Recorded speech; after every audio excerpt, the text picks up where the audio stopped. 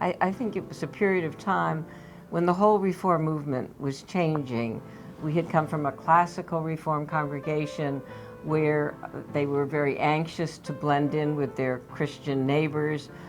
There was a minimum of Hebrew. There was great pride in being Jewish, but the traditions and the rituals were probably secondary to the prophetic message. And we saw Reform Judaism change and re-embrace so much of the tradition and rituals and distinctiveness of being Jewish. One of the innovations that was harder for some to adjust to was the whole concept of a Reform Jewish day school. Many thought that was an oxymoron, that a day school was by definition either Catholic or Orthodox Jewish. And eventually, those who had great hesitation came around, and we found that the grandparents would then brag to me about how the grandchildren came to their weekend lake home and could recite the Kiddush and asked about observance of the Shabbat at home, and they shed tears of joy that the heritage was being transmitted to the next generation. We developed a interfaith symposium, which became a genuine Jewish-Christian dialogue that attracted Catholic and Protestant clergy and Jewish clergy from throughout the city. In fact, sometimes we had as many as 100, 150, sometimes even 200 clergy attend. It might have had something to do with the fact that the sisterhood served a wonderful lunch, but the religion editor of the Chronicle once quipped, "It took the Jews to bring the Protestants and Catholics together."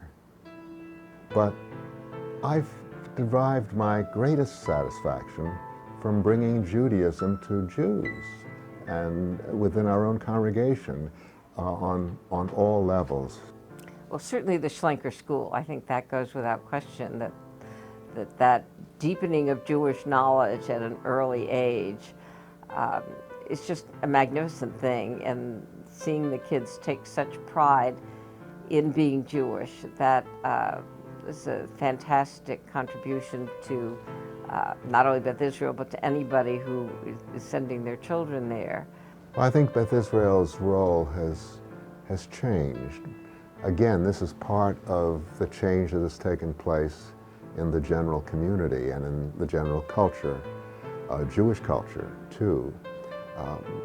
Initially, there was much more separation between Eastern European Jews and German Jews, between conservative Jews and Reform Jews and Orthodox Jews. In a post-Holocaust world, we have realized that we are one people, and the coexistence among different ethnic groups in Houston is as good or better than any place in the country.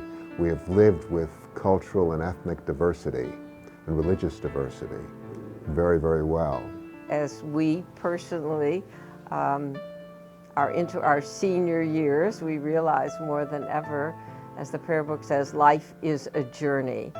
And what happens at the synagogue just makes us more aware, deepens our knowledge of how we want to live this journey. There is a spiritual dimension, there's an intellectual dimension, there's the whole area of mitzvot, of doing good deeds, not just ritual acts, but actually deeds of loving kindness to those closest to you and to those who are in need in the community.